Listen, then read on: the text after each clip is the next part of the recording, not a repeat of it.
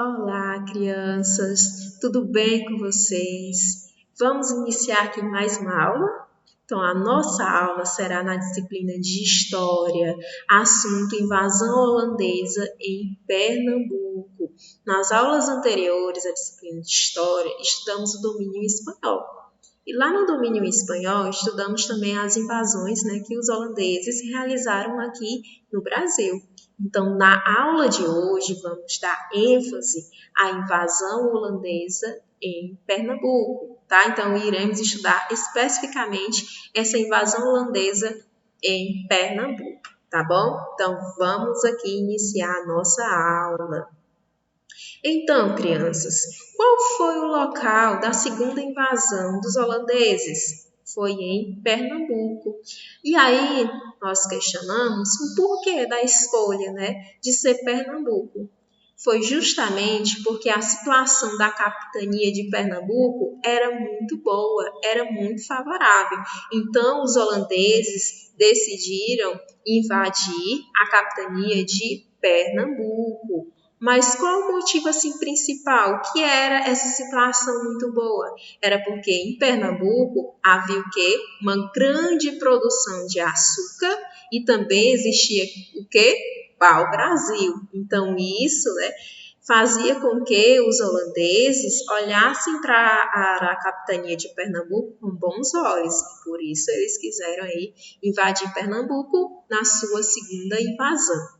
Então, no dia 14 de fevereiro de 1630, surgiu uma grande esquadra holandesa, tá? Com 65 navios, com cerca de 7.300 homens, tá? Todos aí na costa de Recife e Olinda, tá? Então, aí foi a chegada, dos holandeses em Pernambuco, tá bom, crianças?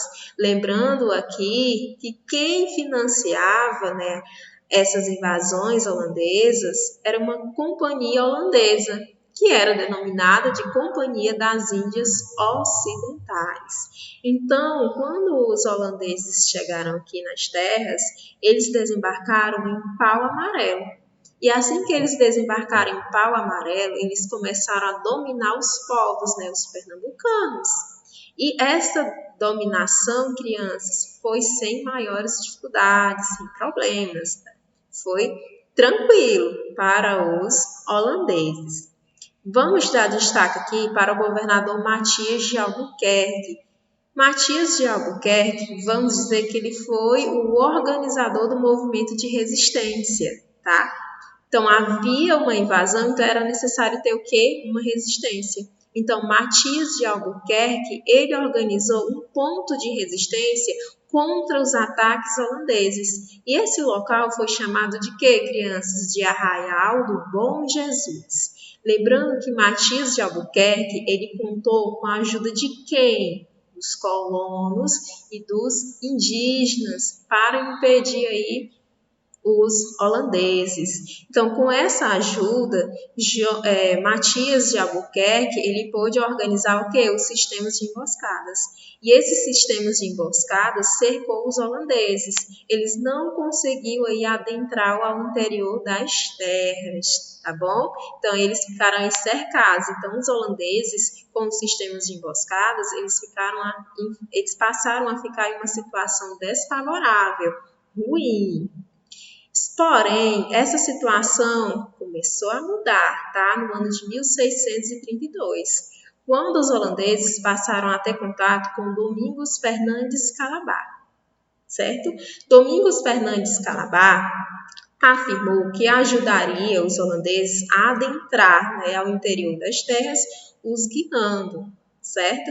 Domingos Fernandes Calabar, ele tinha queixas, contra os portugueses. Então, talvez seja justamente por esse motivo que ele tenha, que ele ajudou os holandeses a adentrar o interior das terras. Domingos Fernandes Calabar, ele conhecia muito bem as terras pernambucanas e isso foi excelente, para o propósito, o objetivo dos holandeses. E dessa forma, com a ajuda de Domingos Fernandes Calabar, Os holandeses conquistaram o Arraial do Bom Jesus e logo eles estavam ali pelo interior, né, de Pernambuco, dominando. Então, já que eles conquistaram o Arraial do Bom Jesus, o que aconteceu com Domingos Fernandes Calabar? Ele foi enforcado, tá? Então, os portugueses prenderam Domingos Fernandes Calabar e mandou para a forca, né? Foi enforcado. E já o que aconteceu com Matias de Albuquerque? Matias de Albuquerque foi preso, levado para Madrid, na Espanha. O governo espanhol acreditava que ele facilitou, né, a vitória dos holandeses. Então, eles achavam que Matias de Albuquerque, né, teria ajudado aí os holandeses a lograr a vitória. Okay? Em 23 de janeiro de 1637, o governo holandês decidiu enviar para cá um novo mandatário, que foi João Maurício de Nassau. Então, agora iremos falar sobre o governo de João Maurício de Nassau. João Maurício de Nassau, crianças, ele teve um bom governo. Ele era um hábil administrador, sem contar que ele cativava as pessoas de Pernambuco. E em pouco tempo, crianças, ele fez várias medidas, né, realizações que ajudaram muito Pernambuco, tá? Dentre as várias realizações que ocorreram no governo de João Maurício de Nassau foi novos engenhos, reorganizou a produção açucareira, desenvolveu a agricultura, ampliou os créditos e promoveu empréstimos. Fez também a tolerância religiosa, que é o respeito à religião do outro, e a igualdade de tratamento para luso-brasileiros e holandeses das elites. Lembrando que luso-brasileiros é aquela pessoa que tem nacionalidade dupla, tanto de Portugal como do Brasil. Outros fatos que marcaram o seu governo: criaram-se orfanatos, hospitais, e o domínio holandês foi estendido até o Maranhão. Em 1640, Portugal se libertou do domínio espanhol. E aí, como Portugal se libertou do domínio espanhol e os holandeses estavam aqui invadindo as terras, Portugal fez um tratado com os holandeses, que foi chamado de Tratado de Trégua por 10 anos. Tá? E esse tratado deu-se a impressão de que Portugal tinha se contentado, se conformado, né, com a perda das terras pernambucanas para os holandeses. Houve aí também o descontentamento das companhias das Índias Ocidentais. Né? Esse descontentamento da Companhia das Índias Ocidentais foi em virtude de Nassau não, né, cobrar aí dos empréstimos que ele cedia aos senhores de engenho. Tá? Então, as companhias das Índias Ocidentais, elas ficaram intrigadas com isso. Então, Nassau ele se sentiu pressionado e deixou o governo do Brasil, tá? Holandês, voltando para a Holanda em 1644. Lembrando aqui que a presença de Nassau no Nordeste ela foi muito importante para a cultura brasileira, pois enquanto ele governava, ele mandou várias pessoas com várias especialidades para cá. Dentre as pessoas eu posso dizer os pintores Franz Porsche, Albert Eckert, o astrônomo e naturalista George Marcgraf, os cartógrafos Johannes Vigbones e Cornelis Collijat e o biógrafo Gaspar Barleus. Muitos judeus vieram para o Recife, que tornou tantos centros, né, para estudos judaicos, no qual eu tenho um destaque aqui para o rabino Isaac Abob da Fonseca. Então, crianças, esse, né, é o conteúdo referente, né, à invasão holandesa em Pernambuco. A tia Hortência vai botar aqui os slides para a gente pontuar os pontos importantes, tá bom? Então, vamos aqui. Então, o local escolhido pelos holandeses para a segunda invasão foi o quê? Pernambuco.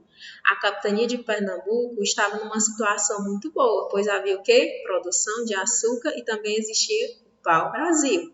Então, eles chegaram aqui em fevereiro de 1630, em Recife e Olinda. E eles desembarcaram onde? Em Pau Amarelo. Lembrando que quem fornecia, quem arcava com os custos, era a Companhia das Índias Ocidentais, a mesma que financiou a primeira invasão. Tivemos também o governador Matias de Albuquerque, responsável pela resistência, aquele que criou um local de resistência, que foi chamado de Arraial do Bom Jesus, que criou os sistemas de emboscadas, em conjunto com os colonos e os indígenas, que deixou os holandeses em uma situação desfavorável. Porém, os holandeses logo mudaram de figura, de situação, com a ajuda de Domingos Fernandes Calabar. Domingos Fernandes Calabar ajudou, guiou os holandeses para conseguirem adentrar o interior das terras. Sendo assim, eles conquistaram o Arraial do Bom Jesus, certo? Então, aconteceram coisas ruins, tanto com Domingos Fernandes Calabar, que foi morto, como também com Matias de Albuquerque, que foi preso, sendo que Matias de Albuquerque foi preso devido o governo espanhol achar que ele tinha favorecido os holandeses, que era culpa dele, o sucesso dos holandeses. Em 23 de janeiro de 1637, chegou aqui um novo mandatário, que foi João Maurício de Nassau, que o seu governo foi ótimo, foi um bom governo, ele era um hábil administrador, castigava as pessoas e fez várias ações, dentre elas novos engenhos, reorganizou a produção açucareira, desenvolveu a agricultura, ampliou os créditos e promoveu empréstimos. No seu governo teve também o quê? A tolerância religiosa e a igualdade de tratamento para os lusos brasileiros e holandeses das elites. Outros fatores, criou-se orfanatos, hospitais, e o domínio holandês foi estendido até o Maranhão. Olha aí que detalhe. No ano de 1640, lembra lá do domínio espanhol? Portugal se libertou do domínio espanhol e firmou com a Holanda um tratado de trégua por 10 anos. E esse tratado dava a impressão que os portugueses tinham se contentado com a perda das terras. E houve também o descontentamento das companhias das Índias Ocidentais. Elas queriam que Nassau começasse a cobrar os empréstimos. Então, Nassau se sentiu pressionado e deixou o governo do Brasil holandês, voltando para a Holanda em 1644. E a presença de Nassau aqui foi muito bom para a nossa cultura brasileira, devido às várias pessoas que aqui estiveram, como os pintores Franz Bosch, Albert Eckert, o astrônomo naturalista George McCracken, os cartógrafos Johannes Vigbones, Cornelis Collijat e o biógrafo Gaspar Barleus. Muitos judeus vieram para o Recife, tanto que gerou-se aqui um centro de estudos judaicos. Porém, destacamos aqui Isaac Abel da Fonseca. Então, crianças, eu espero que vocês tenham entendido esse conteúdo, tá? Que é a invasão dos holandeses em Pernambuco, tá? Eu vou pedir para vocês, por favor, aceitem esse meu presente, que é ler e responder as páginas 160 a 164 do livro de História. Então, crianças, finaliza aqui a nossa aula de História, ok? Um grande abraço, até o nosso próximo encontro. Tchau, tchau.